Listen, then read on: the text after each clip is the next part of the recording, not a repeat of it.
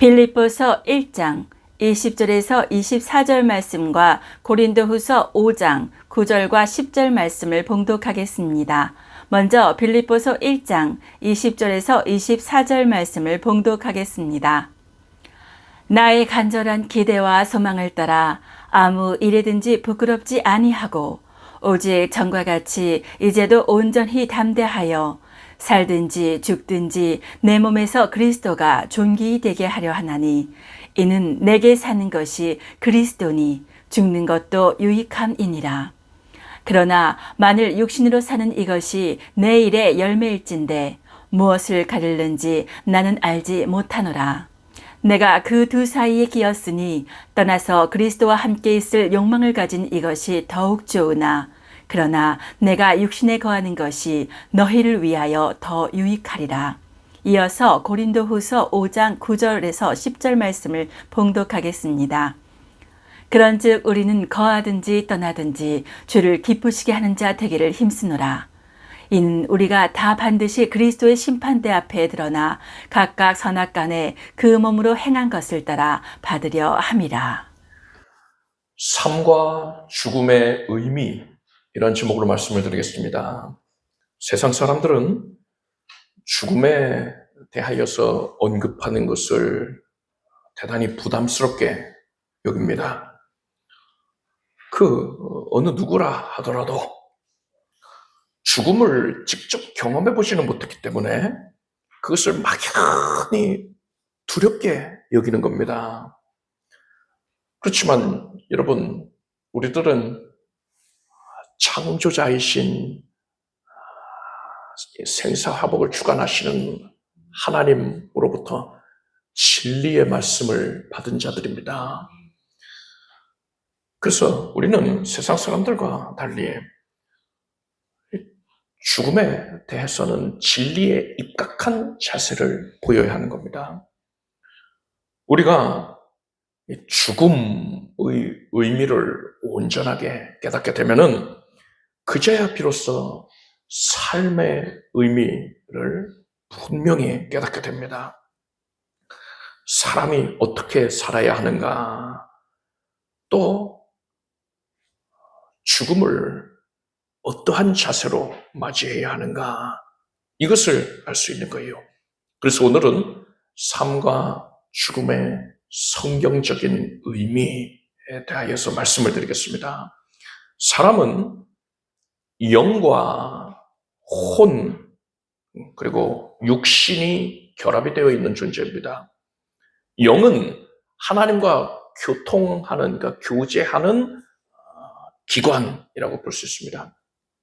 하나님은 영이시라 했어요. 그래서 영이신 하나님과 사람이 교제를 하기 위해서는 사람에게도 영이 존재해야만 하는 것입니다. 그래서 하나님께서 사람에게 영을 부여하신 것이지요. 그리고 혼은 무엇이냐? 마음입니다. 정신이라고 볼 수도 있겠죠. 짐승들에게는 영이 없어요. 하나님께서 사람에게 영을 부여하셨습니다. 짐승에게는 그러니까 혼만 있다 할 수 있어요. 사람은 영과 혼이 긴밀하게 결합이 되어 있습니다. 이 결합은 그 누구도 깨뜨릴 수가 없어요. 절대로 이 결합은 해제되지 않습니다. 이 영과 혼의 결합을 영혼이라고 말하는 것이죠. 이 영혼이 사람의 육신과 결합이 되어 있는 것입니다. 이러한 육신은 시간이 지날수록 점점 기력이 쇠하여집니다. 그러다가 결국에는 숨을 멈추게 되는 것이지요. 그것이 자연의 섭리입니다. 하나님께서 그렇게 만드셨어요. 또 육신의 기력이 쇠하여지지 아니한다 하더라도 다른 외부적인 그런 요건에 의하여서 얼마든지 육신의 생명이 중단이 될 수가 있는 겁니다.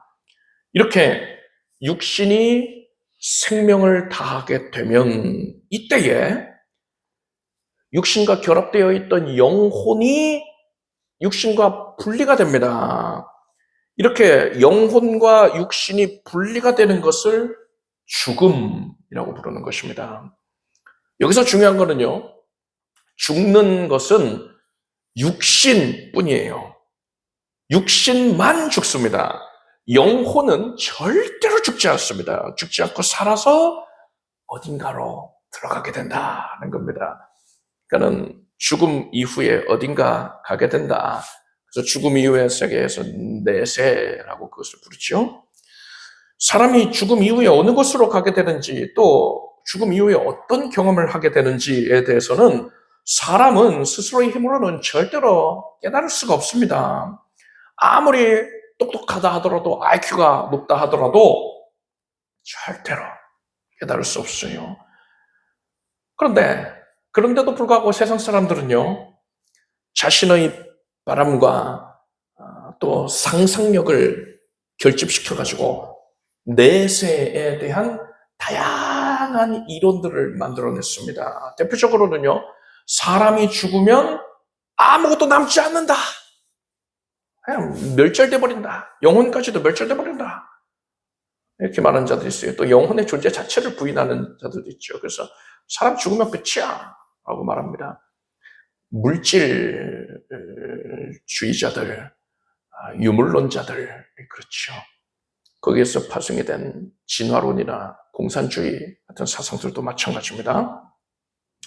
그리고 또 사람이 죽으면 결국에는 지옥과 천국으로 가게 되는데, 우선적으로는 천국과 지옥 사이에 연옥이라는 공간이 있어서 그리로 간다 주장하는 자들이 있어요. 그래서 사람이 죽으면 그 영혼이 연옥에 들어가서 오르락 내리락, 천국 가야 돼, 지옥 가야 돼 하면서 이렇게 오르락내리락 하면서 곤란을 겪는다. 그래서 어떻게 해야 되느냐, 이 땅에 살아있는 그의 가족들, 또 혹은 그를 사랑하는 자들이 그 죽은 자를 위하여서 제사를 드려줘야 된다. 이게 이제 연옥제사예요. 연옥제사를 위해서 또 돈을 많이 드린단 말입니다. 돈을 많이 써서 연옥제사를 지속적으로 해주면, 그러고는 힘을 받아가지고 점점 올라가서 드디어 레벨업을 하는 거예요. 빠바밤 하고서는 천국에 입성하게 된다. 이게 가톨릭의 주장입니다. 그래서 이제 연옥제사 많이 하니까 또 그걸로 돈을 많이 벌죠. 그리고 죽으면은 사람의 영혼이 구천을 떠돈다, 그러니까 귀신이 된다, 이렇게 생각하는 자들, 그렇게 주장하는 자들도 있죠. 그렇지만 여러분, 이 사람들이요, 아무리 확신을 하고서 이거 진짜 맞는 말이야 하면서 큰 목소리로 이걸 주장을 한다 하더라도, 그들도 알고 있어요. 그들의 영혼은 알고 있습니다. 그들의 스스로를 속여가지고서는 그것에 대한 확신을 갖고 있을지언정 그들의 내면 본질적으로는 알고 있어요. 그게 사람이 지어낸 것에 불과하다, 진리가 아니다 라는 걸 알고 있습니다. 그래서 그들은 그들의 영혼의 실상을 들여다보면요, 죽음 이후에 대해서 아무것도 알지 못하기 때문에 죽음을 극도로 두려워하고 있는 거예요. 죽음 앞에서 벌벌벌 떨고 있는 거예요. 하나님께서는 성도가 죽음을 두려워하지 않도록 우리가 죽음에 대해서 반드시 알아야 하는 내용들을 성경에 계시해 주셨습니다. 히브리서 9장 27절을 보니까 한 번 죽는 것은 사람에게 정하신 것이요 그 후에는 심판이 있으리니 라고 했습니다. 사람이 죽으면 그 존재가 없어지는 게 아니에요. 그리고 또 뭐 다시 태어난다? 윤회? 이런 것도 아닙니다. 연옥도 아니에요. 귀신이 되는 것도 아닙니다. 사람이 죽으면 그 영혼은 심판을 받아서 천국 그리고 지옥 둘 중에 한 군데로 반드시 들어가게 되는 겁니다. 개똥밭에 굴러도 이승이 좋다라는 말이 있어요.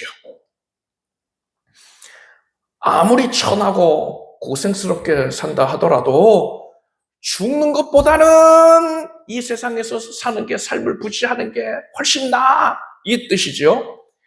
여러분, 이 말은 불신자들에게는 정확하게 맞는 말입니다. 예수께서 말씀하신 부자와 거지 나사로의 이야기를 보면 하나님을 섬기지 않았던 부자가 죽어서 지옥에 떨어져서 불 가운데 고통을 당합니다. 어느 정도의 고통이었느냐? 제발 물 한 방울만 찍어서 나의 혀를 서늘하게 해주소서, 이렇게 요청할 만큼 극렬한 고통을 겪고 있었습니다. 불신자는 죽으면 지옥에서 이러한 고통을 겪게 되는 겁니다. 즉 불신자에게 있어서 죽음은 지옥 심판을 의미하는 거예요. 그렇기 때문에 불신자는 개똥밭에 굴러다닌다 하더라도 오래오래 이 세상에서 사는 게 그에게는 좋은 겁니다. 그렇지만 이 말은, 이 개똥밭에 굴러도 일생이 좋다, 이 말은 성도에게는 적용되지 않는 말입니다. 이 거지 나사로는 살아있을 적에 부자의 상에서 떨어지는 것으로 배불리려 하였습니다. 나사로가 몹시 굶주렸기 때문에 부자의 집에서 나오는 음식물 쓰레기, 그것을 뒤져가지고서는 그걸로 허기를 달랬다는 거예요. 이 거지 나사로의 몸에는 곳곳에 상처가 나서 쓰라린데, 나사로가 길거리에 누워있으면 개들이 와서 그 헌대를 핥았습니다. 나사로는 말 그대로 개똥밭에서 굴러던 그런 비참한 삶을 살았던 것입니다. 그런데 나사로는 부자와는 달리 하나님을 신실하게 섬기는 자였습니다. 그리고 그의 육신의 생명이 다하였을 때에 어떤 일이 일어났습니까? 누가복음 말씀 보니까 이에 그 거지가 죽어 천사들에게 받들려 아브라함의 품에 들어가고 라고 했어요.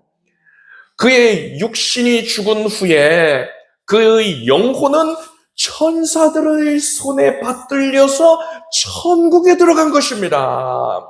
그리고 아브라함의 품에 안겨 있었다 했어요. 이 말씀은 하나님을 믿음으로 말미암아서 아브라함의 영적인 후손이 된 자들, 성도, 모든 성도들, 신구약의 모든 성도들을 의미하는 것이죠. 이들이 하나님의 품에 안겨서 안식을 누리는 상태를 의미하는 것입니다.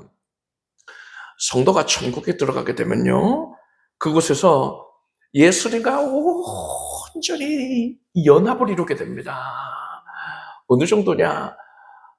어린 아기가 엄마의 품에 안겨 있을 때 이 아기는 뭐 세상 무엇보다도 뭐 다른 걸 준다 하더라도 그거가 이 기쁨을 바꿀지는 않는 거예요.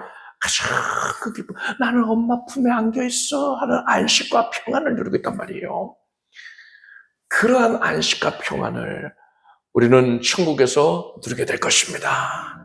예수님의 품에 안겨서 예수님과 가장 긴밀한, 이 땅에서 누리지 못했던 가장 긴밀한 밀접한 교제를 누리며 평강을 만끽하게 되는 것입니다. 성도가 세상을 떠나게 되면 남아있는 가족들과 또 그 성도를 사랑한 다른 성도들은 이 세상에서는 더 이상 그를 볼 수 없다는 사실로 인해서 슬퍼하고 또 크게 아쉬워합니다. 상실감을 갖죠. 그렇지만 남아있는 자들은 이러한 슬픔에만 젖어 있어서는 안 됩니다. 먼저 간 성도가 천국에서 이제는 지극한 영광을 누리게 됐다. 이 세상에서는 누릴 수 없는 지극한 영광을 누리게 됐다라는 사실을 우리는 깨닫고 오히려 기뻐할 수 있어야 되는 겁니다. 그리고 우리의 이별, 그 헤어짐은요, 영원한 게 아니에요. 나도 언젠가 천국 가잖아요. 우리가 천국 들어가게 되면 먼저 간 성도들을 다시 만나게 될 수 있습니다. 우리는 천국에서 기쁨의 제회를 하는 거예요. 손을 부여잡고서 하나님을 함께 찬양하게 되는 겁니다. 집사님 그때 그런 일이 있었잖아요 하면서 이 세상에서 우리가 함께 경험했던 일들을 나누면서 모든 것이 다 하나님의 은혜였음을 고백하게 되는 거예요. 예수님을 구세주로 믿는 성도는 다른 성도의 죽음을 대할 때에 이렇듯 소망을 천국에 대한 소망을 가져야 하는 겁니다. 여러분, 성도의 죽음은 이렇게 설명할 수 있습니다. 커다란 나뭇잎에 애벌레들이 옹기종기 모여서 살고 있었습니다. 사이좋게 살고 있었어요. 여러분, 지난 여름에 애벌레가 진짜 많았어요. 그래서 제가 교회 배추를 재배를 했는데 배추에 얼마나 애벌레들이 많은지, 배추잎 큰 잎에 애벌레가 적어도 한 서너 마리는 붙어 있더라고요. 네, 그보다 더 큰 잎이 있는데 애벌레들이 막 수십 마리가 붙어 있다고 생각해 보세요. 다 사이좋게 배추를 갉아먹고 있습니다. 자, 그런데 그 중에 한 애벌레가 며칠 전부터 몸이 안 좋은 거예요. 몸이 예전 같지가 않아 하더니, 그래서 이제 주변 애벌레들이 다 걱정을 했어요. 그런데 어느 날 보니까 그 애벌레가 딱딱하게 굳어져 있는 겁니다. 일체 움직임이 없는 거예요. 그러더니 저기 서서 몸이 거뭇거뭇해지는 거예요. 애벌레들이 깜짝 놀랐지요. 우리가 사랑했던 애벌레가 이제는 죽었구나. 더 이상 그를 볼 수 없게 되었구나. 슬퍼했습니다. 그렇게 며칠이 지났습니다. 그리고서 그렇게 몸이 굳어진 애벌레의 등이 갈라지더니 그곳에서 나비가 나왔어요. 헐헐 날아다닙니다. 애벌레가 이제는 아름다운 나비가 된 거예요. 처음 몸이 굳어질 때에는요, 대단히 불편합니다. 더 이상 몸을 움직이지 못하게 되니까요. 그리고 절망적이에요. 나는 기어다니고 싶은데, 다른 애벌레들처럼 기어다니고 싶은데 이제는 못 기어다니잖아요. 근데 몸이 완전히 굳어버려요. 앞이 보이질 않습니다. 딱딱하게 굳어버렸어요. 그때 느꼈던 그 불편함과 고통, 나비가 그걸 생각하겠습니까? 그걸 기억이나 하겠습니까? 그거는 잊어버린 지 오래예요.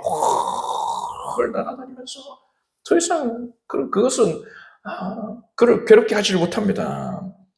여러분, 애벌레는 앞뒤로 또 오른쪽으로 왼쪽으로 움직이는 게 답니다. 전후 좌우 2차원적으로만 이동할 수가 있어요. 그러니까 2차원의 존재입니다. 그런데 나비는 어떻습니까? 나비는 전후 좌우만 아니라 위아래로도 마음대로 날아다닐 수가 있잖아요. 3차원적인 존재가 된 거예요. 즉, 이 애벌레는요, 몸이 굳어져서 번데기가 됨으로써 그것으로 말미암아 2차원에서 3차원적인 존재가 된 거예요. 차원을 초월하게 된 것입니다. 이 애벌레가 바로 우리들 성도를 의미하는 겁니다. 몸이 굳어져 버리는 것은 성도가 죽음을 맞이하는 겁니다.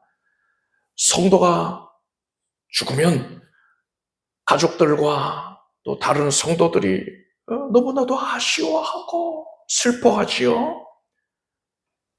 그런데 여러분, 먼저 간 성도는 이렇듯 우리보다 높은 차원의 존재가 되어서 척한 영광을 누리게 되었다라는 사실을 아시길 바랍니다. 이것이 바로 성도가 경험하는 죽음의 의미인 것입니다. 따라서 성도라면, 예수 그리스도의 죄사해 주신 은혜를 믿고 있는 성도라면 더 이상은 죽음을 두려워하지 않아도 돼요. 마귀는 성도에게 죽음에 대한 두려움을 계속 심어주려고 하는데 거기에 휘말리면 안 돼요. 우리는 이제는 죽음을 향하여서 사망아 너의 이기는 것이 어디 있느냐, 사망아 너의 쏘는 것이 어디 있느냐, 이렇게 외칠 수 있어야 되는 것입니다. 고린도후서 말씀을 보면 사도 바울이 14년 전에 자기가 천국 다녀왔다 이 말을 에둘러서 고백을 하고 있습니다. 다른 사람의 경험인 양 자기의 고백을 말하고 있어요. 그래서 여러분, 이 사도 바울은요, 천국에 다녀왔으니까요, 성도가 죽음 이후에 천국에서 어떤 삶을 누리게 되는지 그것에 대해서 그 누구보다도 확실하게 알고 있었던 겁니다. 그래서 바울은 오늘 본문 말씀에서 빌립보서 1장 23절에서요, 내가 그 두 사이에 끼었으니, 그러니까는 천국에서의 삶, 그리고 이 세상에서의 삶, 이 사이에 끼었으니 떠나서 그리스도와 함께 있을 욕망을 가진 이것이 더 좋다. 그러니까 나 천국 가고 싶어, 이 얘기하는 거예요. 사는 것과 죽는 것 중에서 나는 몸을 떠나 그리스도와 함께 있는 것, 나 천국에서의 삶을 더 소망한다, 이렇게 말한 겁니다. 우리도 이런 마음을 가져야 돼요. 비록 우리가 바울처럼 천국에 직접 다녀오지는 못했지만요, 하나님께서는 성경 말씀을 통해서 바울이 경험한 것을 나의 경험으로 삼을 수 있게 우리에게 기회를 주셨단 말입니다. 바울의 경험을 나의 경험으로, 믿음으로 삼은 자는 더 이상은 죽음을 두려워하지 아니하고 천국에서 누리게 될 영광을 사모하는 삶을 살아야 되는 것입니다. 천국을 사모한다면 어떤 모습을 보여야 될까요? 나 어서 빨리 죽었으면 좋겠어, 이렇게 말하면은 이 사람은 믿음이 큰 겁니까? 그게 아니에요. 바울이 그건 아니다 했단 말입니다. 바울은 오늘 본문에서 자신이 이토록 천국에 들어가기를 간절히 사모하면서도 한편으로는 자신이 이 세상에서 살아야만 한다 말하고 있습니다. 그 이유에 대해서 말하고 있어요. 막연하게 나 이 땅에 살아야 돼, 이게 아니라 자기가 이 땅에 왜 지금 살아 있어야 되는지를 말하고 있단 말이에요. 오늘 본문을 제가 다시 한번 이 빌립보서 말씀을 읽어드리겠습니다. 나의 간절한 기대와 소망을 따라 아무 일에든지 부끄럽지 아니하고 오직 전과 같이 이제도 온전히 담대하여 살든지 죽든지 내 몸에서 그리스도가 존귀되게 하려 하나니 이는 내게 사는 것이 그리스도니 죽는 것도 유익함이니라. 그러나 만일 육신으로 사는 이것이 내 일의 열매일진데 무엇을 가리는지 나는 알지 못하노라. 내가 그 두 사이에 끼었으니 떠나서 그리스도와 함께 있을 욕망을 가진 이것이 더 좋으나 그러나 내가 육신에 거하는 것이 너희를 위하여 더 유익하리라 했어요. 바울은 자신이 지금 살아야 할 이유가 하나님께서 맡기신 사명을 감당하기 위함이라는 겁니다. 구체적으로 목양사역이지요. 복음전도와 목양사역이지요. 바울이 이렇게 천국에 너무나도 가고 싶은데 나는 이 땅에서 하나님 맡기신 사명을 감당해야 돼, 그것에 최선을 다해야 돼, 이렇게 말한 이유가요, 왜 이런 생각을 바울이 했는지 그 이유가 오늘 두 번째 본문인 고린도후서 5장 9절과 10절에 나와 있습니다.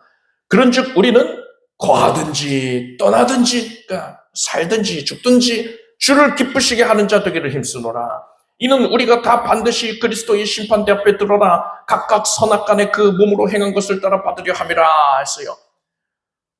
여러분, 바울이 이 세상에서 하나님 맡기신 사명 감당하기 힘쓴 이유가 뭐라고요? 심판 때문이라는 겁니다. 앞에서 불신자가 죽으면 지옥 심판을 받게 된다고 하지 않았습니까? 그것만 아는 경우가 있죠. 그런데 바울이 천국 가보니까 성도도 심판을 받는다는 거예요. 우리가 다 반드시 그리스도의 심판대 앞에 드러난다. 지금 성도 포함해서 얘기하고 있는 거란 말입니다. 성도도 심판을 받는구나, 이걸 깨달은 겁니다. 그런데 이 심판은, 성도가 받는 심판은 불신자가 받는 심판과는 달라요. 불신자는 그의 죄에 대하여서 형벌을 집행하기 위해서 심판을 받는 것이지만 성도가 받는 심판은요, 하나님께서 그 성도가 일한 대로 상을 내려주시기 위해서 판단하시는 겁니다. 이것을 공력심판이라고 부릅니다. 따라서 바울은 당장 천국에 가고 싶은 마음이 굴뚝 같지만, 그것을 너무나도 소망하고 있지만 하나님이 부르시기 전까지는, 하나님께서 생명을 허락하신 시간 동안에는 이 땅에서 하나님이 맡긴 사명을 열심히 감당하겠다는 거예요. 왜요? 상을 더 받으려고. 천국에서 받게 될 상이 너무나도 영화롭기 때문에 그것을 더 받기 위하여서 이 땅에서는 하나님이 맡기신 사명을 열심히 감당하겠다, 그렇게 말한 겁니다. 하나님께서 우리 각자에게 사명을 맡기셨습니다. 특별한 그런 이름을 지을 수 있는 사명들이 있겠지요. 그런데 우리 모든 성도들에게 다 똑같이 적용되는 공통된 사명의 제목이 있습니다. 그게 뭡니까? 따라서 고백하십시오. 예배, 전도, 헌신. 이 세 가지는요, 모든 성도들에게 하나님께서 공통되게 맡기신 거룩한 사명입니다. 우리가 다 이 사명을 받았어요. 따라서 우리는 사도 바울이 그런 것처럼요, 천국에 지금 들어가고 싶어요. 천국에서의 삶을 너무나도 사모합니다. 그렇지만 그런 영광된 삶을 사모하면서도 동시에 우리는 하나님께서 나의 생명 거두시기 전까지는 이 땅에서 사는 동안에 이 하나님이 주신 세 가지 사명, 예배와 전도와 헌신의 충성을 다하리라. 그래서 하늘에서 나는 큰 상급을 받겠다. 이러한 욕심을 내하는 것입니다. 앞에서 바울이 예수님의 심판대에 서게 될 때에 큰 상 받기 위해서 맡기신 사명을 이 땅에서 잘 감당하겠다 이렇게 말했다 하지 않았습니까? 그런데 여러분, 이 말씀, 이 본문을 자세히 들여다보면요, 바울이 내가 살아있는 동안에 그렇게 최선을 다할 거야 이 말만 한 게 아니라요, 큰 상을 받기 위하여서 한 가지 방법을 더 말하고 있다. 한 가지 큰 상을 받을 수 있는 또 하나 중요한 그런 방법을 우리에게 일러주고 있다는 것을 알 수 있습니다. 고린도후서 5장 9절을 보니까 그런즉 우리는 거하든지 떠나든지 주를 기쁘시게 하는 자 되기를 힘쓰노라 했습니다. 이 땅에 사는 동안, 살아있는 동안에만 주의 일에 힘쓰는 게 아니라 죽을 때에도 그 죽음을 통해서 하나님께 영광을 돌린다는 거예요. 죽음을 통해서 하나님께 영광을 돌린다. 어떻게 하면 됩니까? 두 가지를 말씀드리겠습니다. 첫째로, 성도는 숨을 거두는 그 순간까지 예수 그리스도에 대한 믿음을 잃지 않아야 합니다. 믿음을 끝까지 지켜야지만 천국에 입성할 수 있는 것이고요. 그래야지 구원이 완성이 되는 것입니다. 만약에 일평생 예수님을 섬기다가 마지막에 가서 예수 외에도 구원이 있어 이런 주장을 한다던가 아니면 이런 주장하는 자를 따르고 있다, 추종하고 있다면은 성경은 이런 사람에 대해서 뭐라고 말씀합니까? 그런 자는 예수께서 그를 살리기 위해서 십자가에서 흘리신 그 피를 욕보인 자라는 겁니다. 여러분은 예수 그리스도께서 나를 위하여 흘리신 보혈, 그 은혜에 대한 믿음을 끝까지 변치 말길 바랍니다. 그래야지 그러한 자가 바로 구원받은 자인 것이고요. 그러한 자가 바로 생명책에 기록이 된 자인 것입니다. 그리고 여러분, 이렇게 끝까지 믿음을 지키는 이런 경우에 대해서 가장 극단적인 상황을 한번 생각해 봅시다. 여러분이 만약 예전에 그 6.25 때처럼요, 북한군한테 잡혔어요. 그래가지고 북한군이 총을 들이대면서 예수 믿는 자는 즉결 심판 받는다. 이제 너 예수 안 믿겠다고 하면은 살려주겠다. 그렇게 위협을 하고 있는 상황들은 어떡하겠습니까? 여러분, 진정한 성도라면은요, 진짜로 예수 믿는 자라면은 순교할 마음의 준비가 되어 있어야 돼요. 그런데 오해하지 말 것은요, 일부러 순교하려고 북한군 찾아가라는 말이 아닙니다. 뭐 순교를 해야지만 구원받는다 이런 뜻이 아니에요. 여러분, 제가 종종 말씀드렸지만 어떤 위험한 상황에 처하게 될 것 같으면 그 자리를 피하는 게 상책입니다. 가령 북한군이 쳐들어왔다. 그래서 예수 믿는 자들 죽인다 그런다. 이런 소식 들었으면요, 도망치는 게 상책이에요. 사도행전을 보면은 사도 바울도요, 뭐 다른 사도들도 마찬가지고요, 그런 위협을 당할 때에 그 자리를 피했단 말입니다. 그것이 일반적인 원칙이에요. 그런데 하나님께서 네가 그것을 감당해야 된다라고 말씀을 하신다면은, 그런 경우는 어땠습니까? 사도 바울이 기꺼이 예루살렘에 가서 체포될 것을 하나님이 알게 하셨는데, 성도들이 다 그것에서 예언하고 있는데도 하나님이 감당하라 하셨으니까 기꺼이 예루살렘 가서 체포당했단 말입니다. 고난을 감당한 것이지요. 근데 그런 경우가 아니라면은 도피하는 게 맞단 말입니다. 근데 제가 지금 말씀드리는 내용은 뭐냐? 도저히 빠져나갈 수 없는 그런 상황, 어쩔 수 없는 상황에 처하게 된 경우에 구원받은 진짜 성도라면은 예수님을 위해서 목숨을 바치고 순교를 선택할 수 있어야 된다는 거예요. 여러분, 예수님은 나를 위해서 아무것도 아끼지 않으셨어요. 하늘 보좌의 영광을 버리고 이 땅에 오셨습니다. 채찍에 맞으시고 십자가에 못 박혀 죽임당하시고 생명까지 아끼지 않고 내어주셨단 말입니다. 이것을 통해서 지옥 불구덩이에 던져져야 될 나를 건져내셔서 천국에 들여보내주시지 않습니까? 이 은혜를 받았는데 창조자 하나님이 날 위해 그렇게 아낌없이 내어주셨는데 내가 하나님을 위해서, 예수님을 위해서 뭘 아끼겠습니까? 아끼는 게 있으면 안 되는 거예요. 만약에 내 생명을 아끼고 있다, 내 생명을 예수님보다 귀하게 여기고 있다, 이게 나의 우상이 돼버린 겁니다. 우상 숭배자인 거예요. 나는 나의 생명까지도 아껴서는 안 되는 겁니다. 끝까지 변치 않는 믿음으로 죽음을 통해서도 하나님께 영광을 돌리는 우리가 되길 바랍니다. 둘째로, 하나님께서 기뻐하시는 유언을 남겨야 됩니다.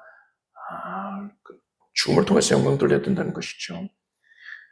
여러분은 무슨 유언을 남기겠습니까? 다른 이들에게, 다른 성도들에게 혹은 자녀들에게 뭐라고 유언을 남기겠습니까? 옆집 김 씨가 나한테 100만 원 빌려갔으니까 그거 꼭 받아내라, 이런 유언 남기겠습니까? 이게 중요한 게 아니에요. 하나님께서는요, 시편 116편을 보니까 성도의 죽는 것을 여호와께서 귀중히 보신도다 했습니다. 하나님께서 우리를 지극히 귀하게 여기셔서 머리털까지도 세신 바 되었고요, 불꽃 같은 눈동자로 우리의 삶을 항상 헤아리고 계십니다. 그런데 모든 부분을 다 귀하게 보시지만은 각별히 하나님께서는요, 성도의 죽음을 귀하게 보신다는 거예요. 우리가 익숙한 육신에서 벗어나는 그 순간, 그때 보이는 그 모습을 하나님께서 주목하고 계시다는 겁니다. 이때가 믿음을 표현할 절호의 기회인 거예요. 하나님을 기쁘시게 해드릴 아주 좋은 기회가 찾아온 것입니다. 그래서 이 기회를 우리는 잘 살려야 돼요. 그래서 우리는 하나님께서 기뻐하실 만한 믿음의 고백을 해야 되는 겁니다. 스데반 집사는 어땠습니까? 기독교인들을 핍박하는 유대인들이 그를 돌로 쳐서 좀 죽이는 그런 상황이에요. 머리가 깨지고 온몸이 다 만신창이가 됐습니다. 뼈가 성한 곳이 없어요. 다 부러집니다. 그렇게 돌 맞아서 죽어가는 그런 상황에 스데반은요, 나에게 돌을 던지고 있는 그들을 용서해 주십시오, 이렇게 기도를 합니다. 저희가 돌로 스데반을 치니 스데반이 부르짖어 가로되 주 예수여 내 영혼을 받으시옵소서 하고 무릎을 꿇고 크게 불러 가로되 주여 이 죄를 저들에게 돌리지 마옵소서, 이 말을 하고 자니라 했습니다. 스데반이 이런 말들을 했는데, 여러분 이거 어디서 본 것 같지 않습니까? 예수께서 십자가에서 돌아가시기 전에 아버지여 내 영혼을 아버지 손에 부탁하나이다 하셨고, 또 군병들이 예수님을 못 박을 때에 아버지여 저희를 사하여 주옵소서 자기 하는 것을 알지 못함이니이다 했어요. 예수님이 하신 말씀을 스데반이 지금 따라서 하고 있는 겁니다. 스데반은 자신의 생의 마지막 순간인데 그때까지도 예수 그리스도를 닮고자 했던 거예요. 어떻게 해서든 예수님을 드러내고자 했던 겁니다. 그런 노력을 했어요. 그것을 그래서 믿음으로 고백을 했던 것입니다. 예수께서 이 모습을 보시고서요, 얼마나 기뻐하셨던지 하늘 보좌에서 일어나셨습니다. 예수님은 하나님 보좌 우편에, 성부 하나님의 보좌 우편에 앉아 계신 분이거든요.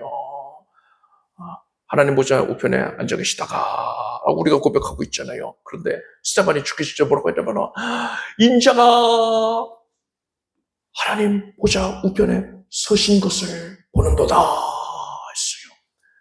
예수님께서 보좌에 앉아 계시다가 스데반의 그 믿음의 고백을 보시고서 너무나 감동을 받으셔서 자리를 박차고 보좌에 일어나셔가지고 스데반의 그 영혼을 영화롭게 맞이해주기 위해서 나오시는 겁니다. 그 모습을 스데반이 보고 고백을 했던 것이지요. 여러분, 우리의 생의 마지막 순간에 하나님께서 기뻐하시는 그런 믿음의 고백을 할 수 있길 바랍니다. 듣는 이들의 신앙을 북돋워 줄 수 있는 말, 믿음과 소망을 갖게 하는 말, 그런 말을 하게 되기를 바랍니다. 오늘은 삶과 죽음에 대해서 많은 이야기를 나눴습니다. 불신자에게 있어서는 죽음이 곧 지옥 심판을 의미합니다. 그래서 세상 사람들이, 불신자들이 죽음을 두려워하는 것은 당연해요. 그렇지만 성도는 다릅니다. 성도의 죽음은 천국 영광으로 들어가는 관문이 되는 것입니다. 따라서 우리는 죽음에 대해서 두려워할 필요가 없는 겁니다. 성도들 중에 죽음을 두려워하고 있다면 마귀한테 자꾸만 속는 겁니다. 더 이상 속아서는 안 되는 거예요. 오히려 우리는 천국에 들어가기를 사모해야 되는 거예요. 나 이 세상에서 삶보다도 지금 빨리 천국 가고 싶어. 이런 마음을 가져야 되는 겁니다. 그런데요, 여러분, 우리가 그런 마음만 갖고 있으면 안 되는 것이고요.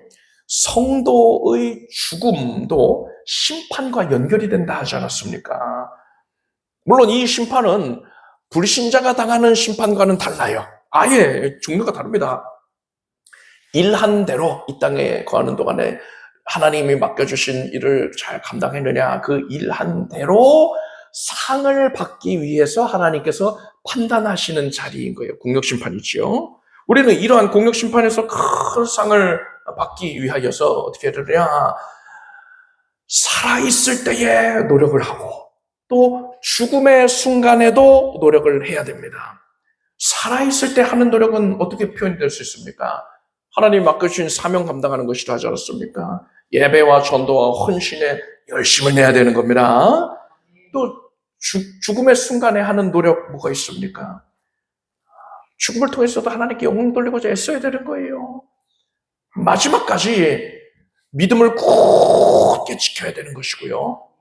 생의 마지막 순간에 내가 하는 그 말까지도 믿음의 고백이 되어야 되는 겁니다. 하나님께서 나의 죽음을 지금 주목하고 계시는구나. 그 어느 때보다도 지금 집중하고 계시는구나. 이것을 알고서 우리는 믿음의 말을 남기게 되기를 바랍니다.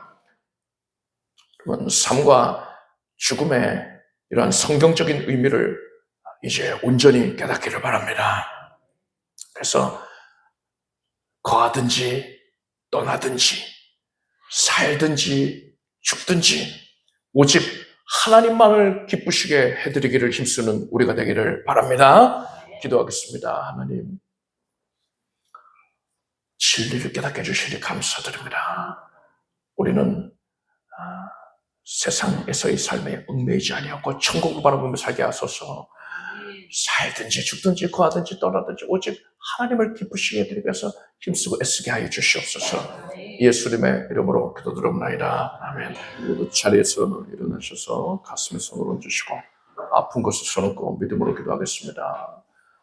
하나님 감사드립니다.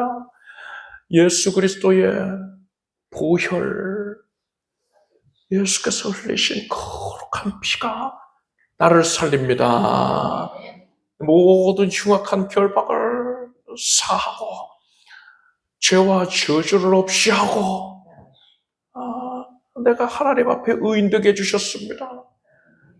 하나님 감사드립니다. 이제 더 이상 우리는 마귀에게 속지 않겠습니다. 우리 심령 가운데에 악한 영이 두고 간 것들 흔적도 없이 사라질지어다. 두려움이 사라지고 우울감이 사라질 것이고 스스로를 정죄하고 불안해하였던 것 이제는 사라질지어다. 이제 예수 그리스도의 은혜의 영의 역사로 말미암아서 머리에서부터 발끝까지 정하여져라. 영혼이 정하여져라. 하나님 더 이상 악한 영에게 마음 뺏기지 않게 하여 주셨고 오직 성령으로 충만해서 담대하여서 믿음의 고백만 있게 하여 주시옵소서. 천국 소망을 보고 나아갑니다. 하나님께서 우리에게 이 땅에 있는 동안에 하나님의 허락하신 생명 누리는 동안에 우리가 주님 맡기신 사명을 잘 감당할 수 있도록 건강도 주시옵소서. 하나님의 거룩한 영께서 지금 주의 자녀들을 붙잡아 주시나이다. 예수 그리스도의 거룩하신 이름을 의지하여서 믿음으로 선포하라니 뼈마디가 관절 골수가 정하여져라. 모든 신경이 온전해지고 모든 몸 안의 세포들이 정상이 될지어다. 암세포는 사라져라. 흔적도 없이 사라지고 이제 재발이 되지 아니할 것이며 전이가 되지 아니할지어다. 모든 검사 결과에서 하나님의 역사로 말미암아 가장 선한 결과를 얻게 해주시옵소서. 하나님의 생명을 받습니다. 예수 그리스도 창조자의 생명을 받았으니 그것을 마귀가 해방하지 못합니다. 일체의 연약을 허락지 마시옵고 하나님께서 지금 온몸 각 기관이 정상이 되게 해주시옵소서. 면역력이 온전하여져서 질병의 한 길로 왔다가 이제 7길로 물러가는 것도 보게 해주시옵소서. 하나님의 은혜로 만성적인 모든 질환들이 다 나음받을지어다. 예수 그리스도의 오른만지심으로 말미암아 지금 손을 얹은 그 부위에 거룩한 성령의 불길이 닿아서 지금 즉시로 깨끗하게 되었느니라. 하나님께 감사드립니다. 우리 삶의 모든 문제들도 맡겼습니다. 가정을 맡겼습니다. 하나님의 은혜로 큰 총 가운데 놀라운 응답만 쏟아질지어다. 모든 연약과 불화의 제목이 사라지고 축복의 은택의 제목, 감사와 평강의 제목만 가득할지어다.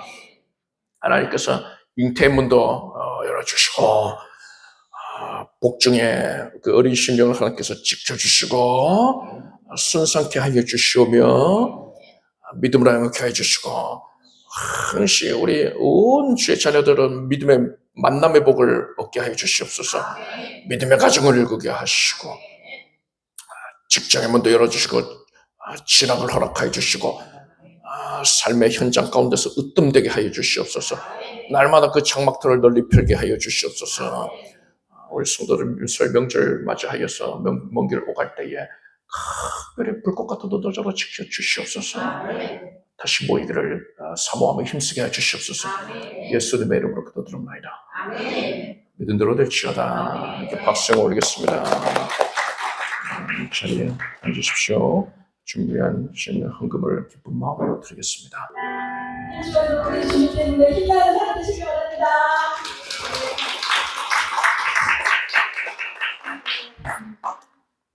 드리신 예물을 위해 축복기도 하겠습니다. 하나님 감사드립니다. 우리가 예수 그리스도의 보혈의 은혜를 믿었더니 우리를 지켜주시고 모든 혼란과 위경으로부터 건져주신 것을 감사드립니다. 하나님의 사랑은 일절 변함이 없습니다. 그 사랑에 감사하여 기쁨으로 예물을 올렸으니 하나님께서 기쁘게 거둬주시고 헌신에 참여한 모든 손길들을 복을 내려주시옵소서. 천배와 만배의 응답이 있게 해주시옵소서. 예수님의 이름으로 기도드립니다. 교회 소식을 말씀드리겠습니다. 오늘과 다음 주일에는 사경회가 없습니다. 그리고 오늘은 만나실 운영을 하고 다음 주일에는 만나실 하지 않겠습니다. 설 명절 가정예배의 순서지를 필요하신 만큼 가져가시기를 바랍니다. 이렇게 설 가정 예배 순서지 있으니까요. 여러분들 명절 때 모여서 예배 드리는 인원이 5명이다, 10명이다, 그 인원대로 가져가세요. 필요하면 더 인쇄해 놓으면 되니까요. 그리고 또 교회 홈페이지에도 올려놨으니까는 여러분들이 출력해서 사용하셔도 됩니다. 다가오는 금요일에는 설 연휴 관계로 금요 기도회가 없습니다. 모든 성도님들이 구역 예배에 성실히 참석하시기를 바랍니다. 그래서 각 구역, 그 배정된 구역 내에서 예배를 드리는 것이 제일 좋고, 또 여의치 않을 때에 가정에서 이렇게 구역 예배 드리시면 됩니다. 그리고 그 내용, 구역 예배를 잘 드렸다는 내용을 또 기록을 해서 내주시면 되겠습니다. 자, 암송구절을 우리가 다음 주에 낭독을 해도 되겠네요. 어차피 금요 예배가 없으니까. 이번 주간에는 시편 말씀을 읽으시기를 바랍니다. 우리 주 예수 그리스도의 원하신 은혜와 하나님 아버지의 사랑과 성령님의 교통하심이 거하든지 떠나든지 오직 주님을 기쁘시게 해드리고자 열망하는 사랑하는 주의 자녀들 위해 영원히 함께 없으기를 축원합니다.